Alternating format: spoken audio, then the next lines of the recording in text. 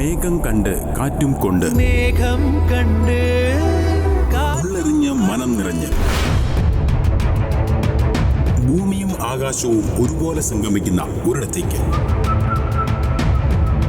നൂറുകണക്കിന് വർഷങ്ങളായി പ്രകൃതി സ്നേഹികൾക്കും കായിക പ്രേമികൾക്കും ആവേശം പകരുന്ന ഈ സ്ഥലം കാഴ്ചകൾക്ക് അതിരുകൾ ഇല്ലാത്ത ഇംഗ്ലണ്ടിന്റെ ഹൃദയഭൂമി.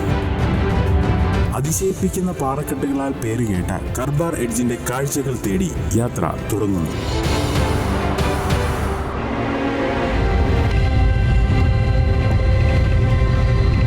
ഷെഫീൽഡിൽ നിന്നും 1 മണിക്കൂറിനുള്ളിൽ ഒതുങ്ങുന്ന ബസ് യാത്രയ്ക്കൊടുവിൽ ഇറങ്ങേണ്ട സ്ഥലം എത്തിയിരിക്കുന്നു.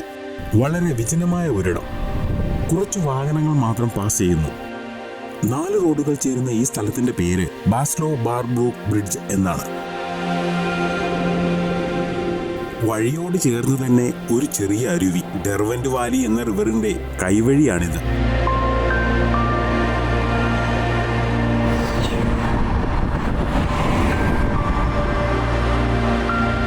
ഇരുവശവും പരന്നു കിടക്കുന്ന പുൽ നിറഞ്ഞ പ്രദേശം.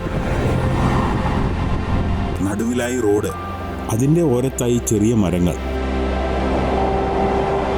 പുൽമേടുകളിൽ നിന്ന് ആടുകൾ മേയുന്നുണ്ട്. അതും നല്ല ഭംഗിയുള്ള കാഴ്ചയാണ്. ഒരു അരമണിക്കൂർ നടത്തത്തിനൊടുവിൽ ഒരു കാർ പാർക്കിംഗ് ഗ്രൗണ്ടിലെത്തി. അതും കഴിഞ്ഞ് മുന്നോട്ട് നീങ്ങവേ ഒരു സൈൻ ബോർഡ്. സമാനമായ 3 എഡ്ജസ് ആണ് ഇവിടെ ഉള്ളത്. അതിൽ കർബാർ എഡ്ജിലേക്കാണ് നമ്മുടെ യാത്ര.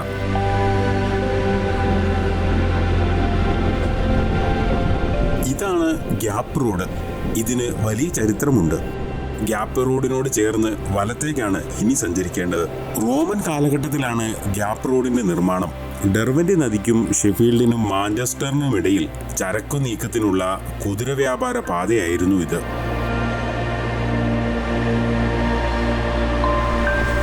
ഒരു 15 മിനിറ്റ് കൂടി നടന്നപ്പോൾ ഇതാ വീണ്ടും ഒരു സൈൻ ബോർഡ്. അതിലാവട്ടെ തീപിടുത്തം ഒഴിവാക്കാനായി ചില നിർദ്ദേശങ്ങളും.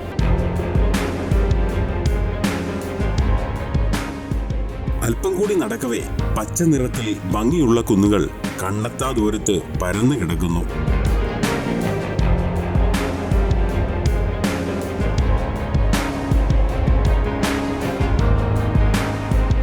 അകലെയായി ആ കാണുന്ന ഗ്രാമമാണ് കർബാർ വില്ലേജ്.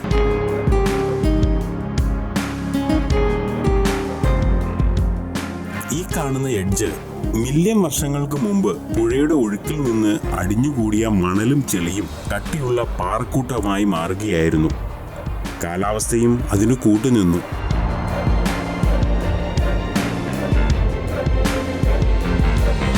പതിനെട്ട് 19 നൂറ്റാണ്ടുകളിൽ ഇവിടുത്തെ കല്ലുകൾ ഉപയോഗിച്ച് പല ബ്രിട്ടീഷ് നാടുകളും നിർമ്മിച്ചു. അതിന്റെ അവശേഷിപ്പുകളാണ് ഈ കാണുന്ന ചേലുകൾ. 958 അടി, ഏകദേശം 292 മീറ്റർ ഉയരത്തിലാണ് ഇത് സ്ഥിതി ചെയ്യുന്നത്.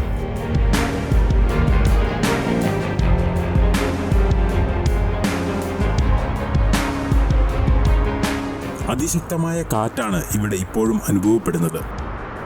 പാറക്കൂട്ടത്തിന്റെ മുകളിൽ കയറുന്നത് അല്പം സാഹസികം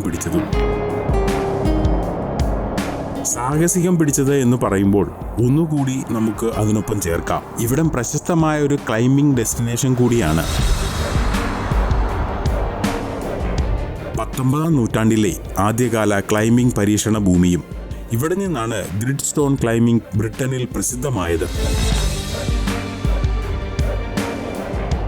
ഈ വിവരങ്ങളെല്ലാം വിവരിക്കുമ്പോഴും നമ്മൾ യാത്രയിൽ തന്നെ.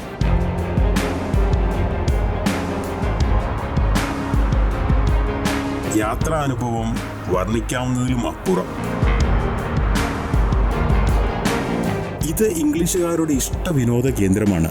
അതിനാൽ ധാരാളം ആളുകൾ ഇവിടെ എത്തുന്നു.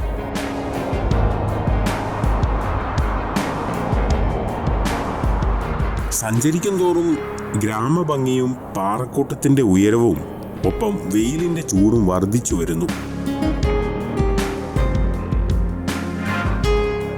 ഇവിടെ ഏത് സമയത്തും വരാവുന്നതാണ്. പബ്ലിക് ട്രാൻസ്പോർട്ട് പകൽ സമയങ്ങളിൽ മാത്രം. രാത്രിയിൽ ഇവിടെ ധാരാളം ആളുകൾ ക്യാമ്പിംഗ് ചെയ്യുന്നു എന്നാണ് അറിയാൻ സാധിക്കുന്നത്.